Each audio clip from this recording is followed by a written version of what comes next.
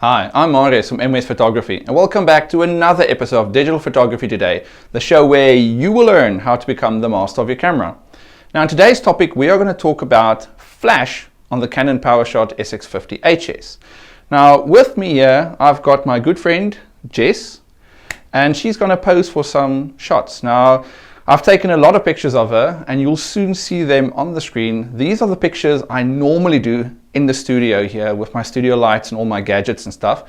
But today we are going to work really basic. We're going to talk about the pop-up flash, how the camera reads light, how to adjust the light, how to compensate if we want the light brighter or darker. We're going to talk about slow sync flash, and we're also going to talk about speedlights. I'm going to show you the speedlight and how it really helps you to soften the light or to get much better light, especially if you're shooting outside, because the pop-up flash is very limiting. So before we do that, I'm just going to have Jess introduce herself and tell you a little bit about cosplay, because that's the type of style of photographs she likes to do. So over to Jess. Hello, I'm Jess, also known as Yamaki in South Africa on the cosplay scene. Cosplay is a type of fan art where one can dress up as their favorite character, their favorite idea, their favorite concept, or pretty much anything. So it's very open planned, just go along and have fun. Is that all? Yes, that's all. There's not Okay. much to say about cosplay. Okay. So, and she prefers, I don't know if you just now said it, you prefer to do Japanese animations, and she usually cosplays boys. Okay, so all the characters are going to be boyish characters. Okay, so and you just saw the pictures on the screen. So if you like what she does, go look at her Facebook page. The link is on the video, as you can see. Head over there and go like it or just see what she does. So now she's going to get dressed for her character, and the reason I wanted her to be normal like this is that you can see the transition between the characters. Like currently we're now working on 5 characters that she's doing. So every time she changed into, it's an animation called Free, and she's doing all 5 boys. So we already did 3, we still need to do two of them today, and then we're going to have all of them. It'll be on my Facebook page. You can have a look if you would like to see what that is. Most probably next week it should be there. So yeah, she's going to get into one of the characters. Which one are you going to do now? Nanase Haruka. Okay, so she's going to do that one. It's from Free, right? Yeah. Yes. Okay, so she's going to transform, and then the magic of video editing, because it takes how long will it take you now to do your stuff? He's pretty simple, so about 30 minutes. 30 minutes. So with the magic of video editing, she's going to do her stuff, and we're going to be back in a second. Okay, Jess is now in character, and we are going to start to talk about the first thing of flash, and that is how does the camera work out what its power level should be. Now when you are shooting on the Canon Powershot and you're shooting in auto, so if you've got the camera in either program or TV or AV, when you're shooting in a normal auto function, you haven't went actually to the menu and changed it to a manual setting, you left it on auto. This is how your camera works out what the power level should be. Now on my larger SLR camera, with my big flash I've got on there, the camera uses what's called TTL, and that stands for through the lens metering.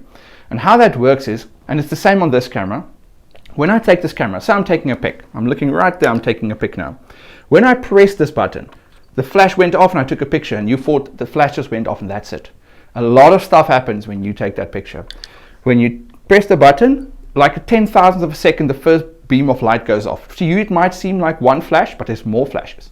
The first flash goes off, it hits the subject, it bounces back, reflects off the subject, comes into the camera, and that light tells the camera how bright this flash is now.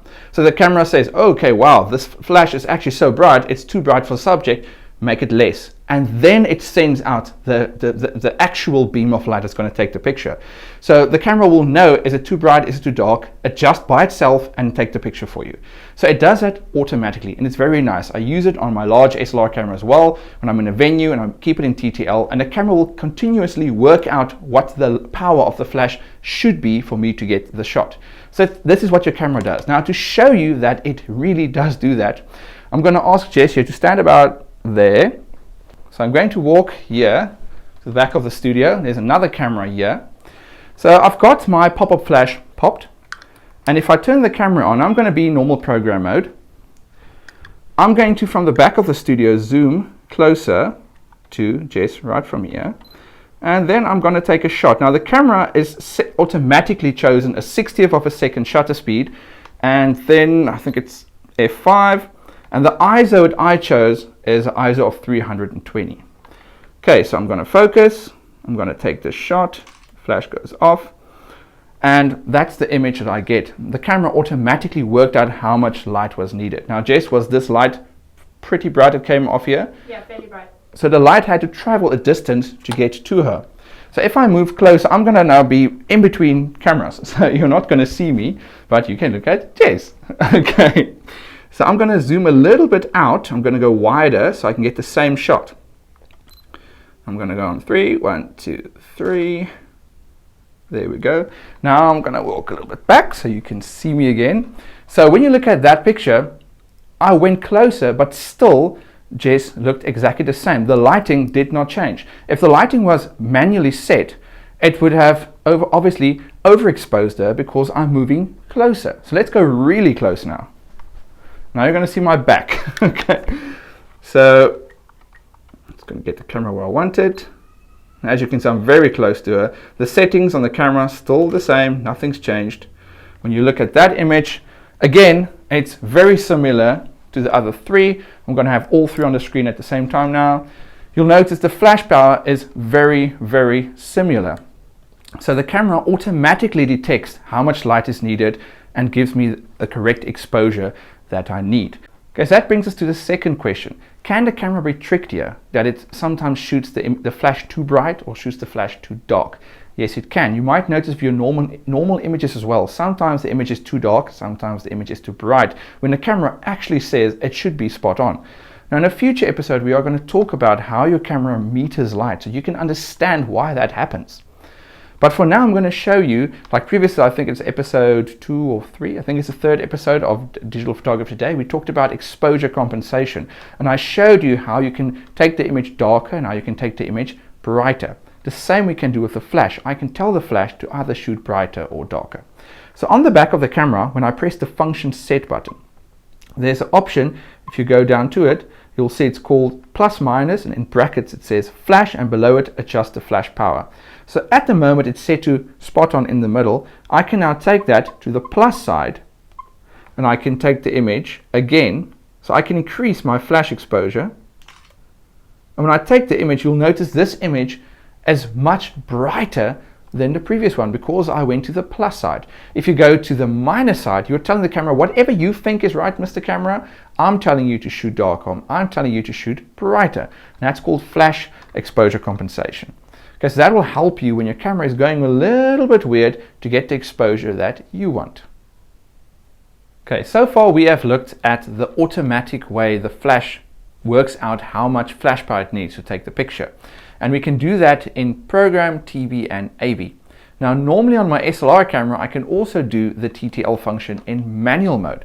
This is where I'm getting to a little tricky situation here, because when I bought this camera, I bought it specifically to show people how to use a bridge camera like this to take pretty cool pictures. But when I do my own studio work, or if I'm in a venue and I'm doing maybe a wedding or something, I'm using my SLR camera and I'm using my speedlight on top of it like this. So then even in manual mode, my TTL works perfectly fine, and the flash always can work out how much light is needed, even when I'm doing my manual exposures. When I went to manual on this camera, when they say manual, they really mean manual. Okay, so the flash power, there was no option to use auto flash power, which is very strange. I even went to flash control to see if I can change it from manual to auto, and still it didn't give me an option. I don't know if anyone else has a workaround for this, because I haven't done it on this camera yet. Please then just send me an email with what you did so I can share it with everyone. But as far as I can see now, this camera has only got a manual function that you can work with. So when you go on the back of the camera and you go to flash control, when you go to menu and flash control, you will see it just has an option there for minimum, medium, and I think minimum, medium and maximum. It's only 3 power levels. And when you go to flash exposure compensation, again, you've only got those 3 to choose. So if you're taking a picture of something that's standing still and you've got time to take the picture, you can play around with the flash on the manual function, but I won't recommend walking around in a venue and taking bunch of pictures from people, the thing really just jumps around because it doesn't work out what the flash power should be while you are walking around, like we saw in program TV and AV. Like I said, something that should be able to switch over from TTL or from complete manual to TTL, but it doesn't. It doesn't allow me to change to auto. So I'm not really gonna take that further. What I did find, which does help a little bit, when I put this Canon speedlight on top of the camera, when I'm going to the exposure compensation for the flash, it gives me a lot of options. So if I turn the flash on here and I turn this camera on, when I go to function set and I go to flash power, it doesn't now say plus minus with flashing brackets like we just had when we could adjust it in the auto mode. It just says flash output, and it tells me I can go to full power, half, quarter, 8, 16th power, 32nd power, 64th power, and 128th power. So what you can do is when you're taking, say, a picture, you can say, okay, right, let's try, say, a quarter power, take the picture. If the picture, for instance, is too bright, they now go to 8th power or 16th power. So just by turning the wheel, you can control at the back of the camera how strong you want this flash to go, which is really actually very odd. Even when I've got this flash on top of this camera, and the flash at the top is set to ETTL, which should tell the camera go to auto function, it still works in manual. So very strange. I don't know why it's like that, but like I said, I won't recommend using it in manual with a flash. It's a bit tricky. I'd rather use a program or TV or AV. Okay, so now I've got the speedlight on here, and that brings me to the next topic. Why would you want to have a big ass flash like this? Okay, because this thing is heavy. When you've got it on, you should see from this angle, it's a little bit top heavy, so it always feels like the camera wants almost to go that away. And the flash is expensive. It costs, I think, compared to this camera, if you buy a brand new 430EX like this or 430X2, it's going to be more than half of this camera, far over half of this camera, just for the flash. So it is expensive. A very cool tip I can give you is that all over the internet there are people selling flashes which they think people won't really want to use anymore. Like, for instance, this flash I've got here, it's very, very tiny. It only uses 2 batteries instead of 4 like this one, so it's much lighter. And this one can also tilt the same way as this flash can.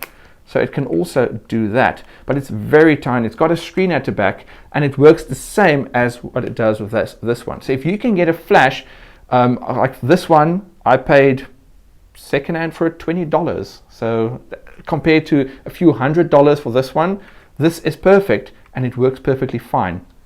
And it's much smaller. Okay, so you can look around online to see if you can find a nice flash like that if you don't have the budget to buy one of these big guys. Okay, so why would you want to use a speedlight like this? Now, okay, the first thing I'm going to show you now that these two communicate with each other. When I'm zooming towards the camera now, you should be able to, actually from the mic here, you should be able to hear, actually I'm going to do it like this, you should be able to hear the motor inside the flash. Now, when you look at the front of the camera, I don't know if it's going to pick up now, but you should be able to see this on the inside is zooming. So Jess, if you look there, can you see it's coming forward? Yeah. Okay, so when I'm zooming here, it's also zooming here. Okay, so why is the flash doing that? If I'm shooting wide, I'm obviously going to need a lot of light to go in both directions. So it's shooting the light like this. It's bringing this forward so that the light can go all over the place. When I'm zooming in, it doesn't need to basically throw all the light in this section because I'm zooming in. So what it does, it pulls the head back, and the tunnel it creates, it then pushes the light forward. So you've got more light going forward. You're not wasting light. It makes it more efficient, because that's the one thing that's nice about it. Another thing that's nice about these flashes are that you can tilt the head, and this helps a lot. I'm going to take a picture, I'm going to show you with just dead on like this, and then I'm going to bounce it like this, and you're going to see the huge effect, how soft the light can be when you do this. Now, the reason that happens, if you go back to, I think it's episode 15 of Digital Photography Today, when we looked at photographic lighting, I talked about the size of the light determines how soft your light is. So if the light is like this, it's not a very big light source, so it's a much it's a very hard light source.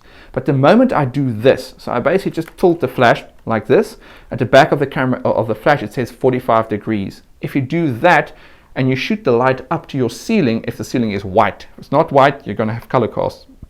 So if you shoot it up to the ceiling, you'll notice it makes a big, nice, round white circle on your ceiling. That's your new light source. So it goes up to the ceiling and bounces back to the ground and creates very, very soft light. This flash is also much stronger. If you're outside, the person is very far away from you, you will find it is much, much, much stronger than this teeny tiny little flash that they've got built in on the camera. Okay, so what I'm going to do is now I'm going to take a picture for you like this to show you how harsh this light can be compared to softening the light. And the nice thing about this flash is you can shoot like this and then bounce the light off a white wall if you want to. There's lots that you can do. If you want a very nice large white light source, maybe you've got a white wall behind you, then you do this, you tilt it like this, then the flash, it looks terrible to the people looking at you because they say, oh, look at that dumbass, he's shooting all his light backwards. Okay, but they don't know how soft the light is. So if I shoot the light this way, for instance on this white screen, I don't know if you'll be able to see this. If I shoot it, I just want to see, turn this on. Okay, come on, fire flash. Okay, I'm just going to take a picture. I don't know why the flash isn't firing. If it goes off there at the back, you'll notice the light is much larger. Now that large light source comes forward now, creating a much larger light source. Okay, so what I'm going to do is I'm going to walk over this side, and then I'm going to show you the difference between shooting it direct like this and then shooting it bounced. Okay, the mode I'm going to be on, I'm going to go to TV. I could shoot this on programmer or AV, it doesn't matter. Just want to show you it does exactly the same. So the shutter speed I'm going to take is 60, and normally the camera chooses 60 anyway.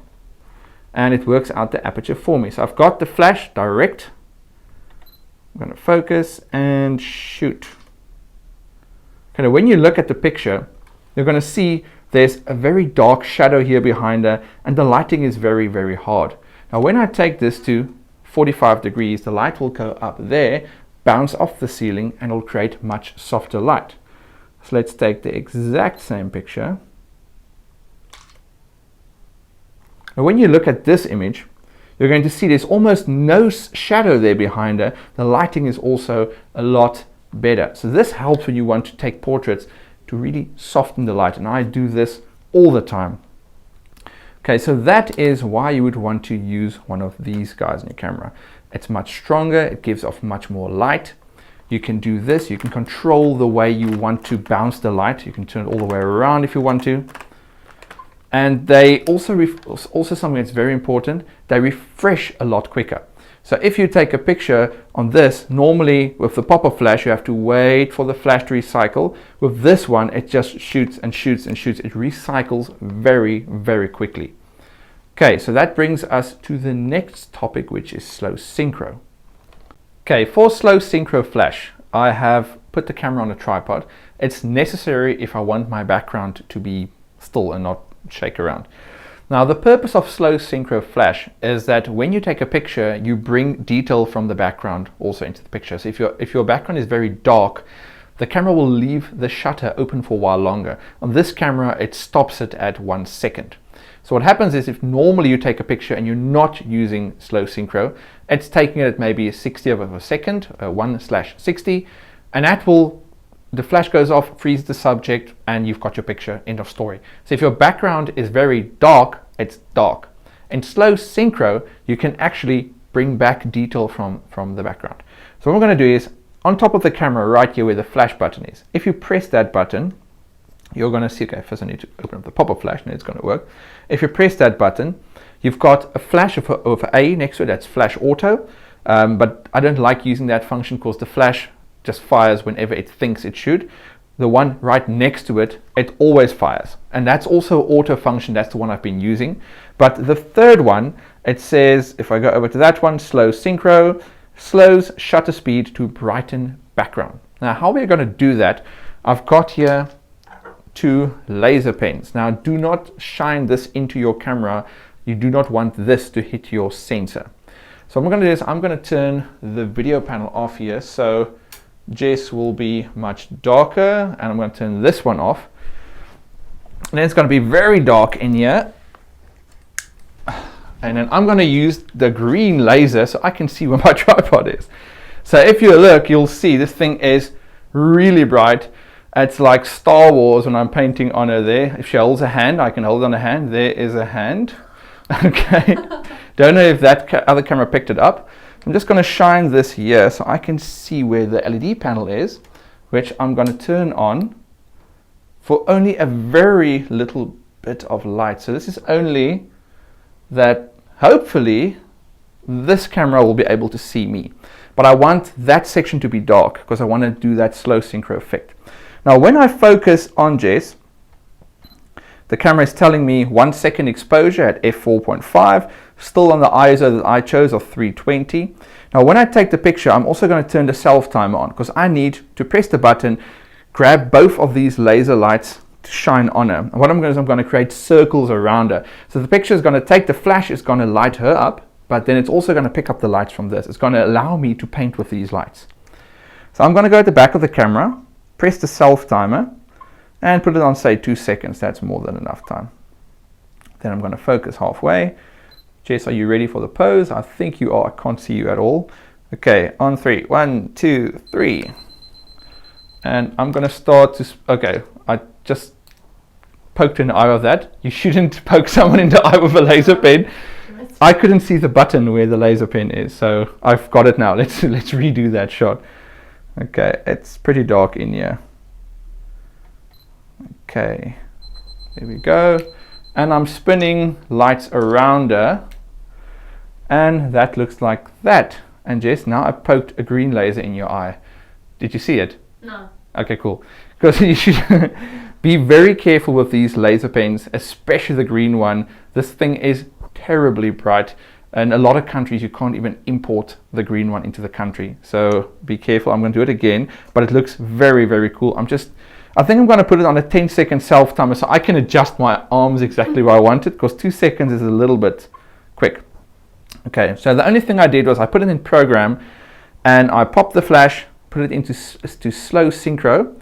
I'm just going to focus on her. It's a bit tricky to focus. Well, you'll notice if I hold my hand in it, if you're going to see it, there's a light shining. You should be able to see it on that camera, hopefully. There's a light shining on Jess. That's helping the camera to focus. So if you don't know about that, go back to the video on focus problems where I talk about this light, that sometimes people block the light and they can't focus. So I'm going to focus and I'm going to shoot. Gives me enough time, so I'm going to start to get my pattern the way I want it. Okay, that should be fine. There we go. Jess, can you check how much time is still on that camera? 2 minutes 40 seconds. 2 minutes 40 seconds. Okay, let's do another quick one. We do have time. This is when you start to play around, it becomes fun. You don't want to stop. This is still basic. We could still color the background and make it really interesting. I'm keeping it basic now so that everyone can try this at home. If you don't have laser pens, then use something else. Okay, that should do the trick. I just don't want to get it in Jess's eye. It's not recommended. Okay, this one actually looks pretty cool. Okay, so this is what slow synchro is. And I'm just going to turn these video lights back on because... Okay, thanks Jess. She's going to turn on the light for me, yeah? Because otherwise you're not seeing anything. Okay, so when I look at the picture I got with the last one, it's interesting the lights I'm creating with just these two lasers. So play around with slow synchro. You can really do amazing stuff. If you're outside, take the picture, the flash will freeze your subject, and any lights in the background, the camera picks that up as well. You can do some really creative stuff with it. Okay, that's all for looking at the basic functions of the flash on the Canon Powershot. In a future episode, we will go more advanced, where we will eventually take the flash off the camera. That's called off-camera flash. So if you liked those pictures that you saw in the beginning of the show when we started, you'll notice the lighting is very cool. That was done with studio lights, and sometimes I mix my studio lights and my flashlights together and I combine them to create some pretty cool effects. So in the end, I want you to get there, and you can actually take pictures like that on a camera like this. This camera is more amazing than you think. So but then we need to take the flashes off. So this is just the basics of trying to get better flash pictures with this camera, but eventually we will go off camera flash in future series. Definitely not there yet. Okay, so that's it for this week's episode. And if you have any photographic questions or camera related questions, then please send them to askmwest@mwest.co.za, and I will try to answer them for you in a future episode. Then, if you have not yet, what do you think I'm going to say now? Subscribe. You're good. I'm good. Subscribe. Then what must they do? Click the subscribe button. Click the Which side is it? I don't know. I think it's going to be this That way. side. I think it's going to be this way when I'm editing. So please click the subscribe button and get these episodes as they come out. Your life will be better. Okay. So that's all from us two. And then also a sad part of the season. We are right smack bang in the middle of the season. So it's break time. So I will, in the next week or so, send out a video that will tell you exactly when the show is starting again. Also, all the coolness which is lying ahead in future episodes. So that will be coming soon, and then goodbye from both of us. Bye bye. Bye bye.